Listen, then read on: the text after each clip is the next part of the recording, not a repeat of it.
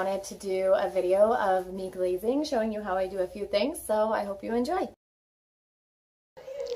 So what I'm doing right now is I'm getting everything ready. I like to have a bucket of water, a towel, and my sponge all ready to go. And all of the pots that I'm going to dip in this color, all right, already lined up. So before we start glazing, we have to mix the bucket. And the bucket of glaze, it's all chemicals. So if you don't mix it up, it just is separated chemical layers. So you have to make sure you really mix it up.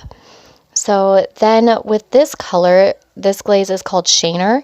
I'm doing a Shaner Chun wax glaze on these mugs, on these pots really. I'm doing lots of different pots, not just mugs. But when we do it, we dip it very fast. So it's in and out. There's nothing to it. And I like to wipe my glaze off right off the wax as soon as you dip it, because once the glaze starts drying, it gets harder and harder to wipe off. And I just like to get rid of the complication right when I'm doing it.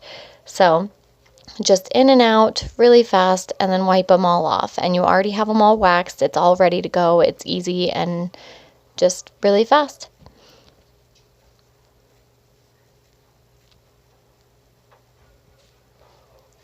And so once you're done with this step, this is all of the mugs in the first dip of glaze. It's just Shaner right now. So the next step is to do the wax portion. So since these mugs and these pots are all already dry, I'm going to apply the wax, and you can apply the wax however you want. This is the separation between the two glazes. It's a wax resistant. So the next glaze that I put on top of this, it'll break right here. And I really like that because it adds a lot of dimension. It just makes the mug and pot look just a lot better, I think, just depending on how you want it. So it doesn't matter how you do your wax. I do different things for almost every single one. I do a lot of M's, a lot of swirls, a lot of little dashes, it just whatever design you think is going to be pretty. And so I just apply it. And with like this honey pot that I'm making right now, I like to see the words, and I like to see my design on it.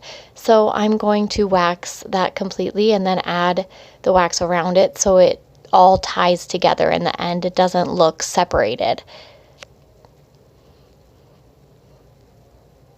And I want the lid to look the same. I want it all to match, because that one's a set. And this one, these, you can't see it right here, but it has little cactuses on it.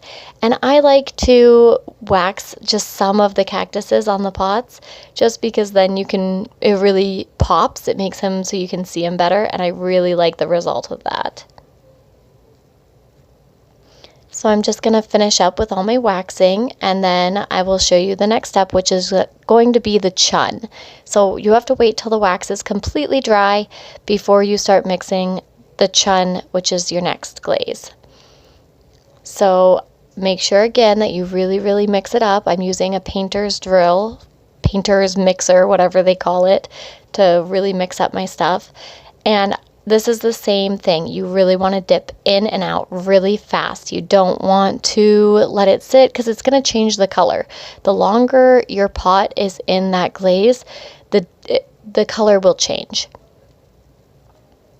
So I'm going to do the same thing. And if you do two different glaze combinations like I am right now, the second glaze that you dip it in is going to be really wet, and it doesn't dry. It takes forever for this glaze combination to dry. So I can't really clean up my wax, because I have to wait till the pot is like almost completely dry to be able to actually really wipe it. But once I'm all done with this, I clean up my glaze completely. Like, I really wipe the bottom, so I don't want any drips.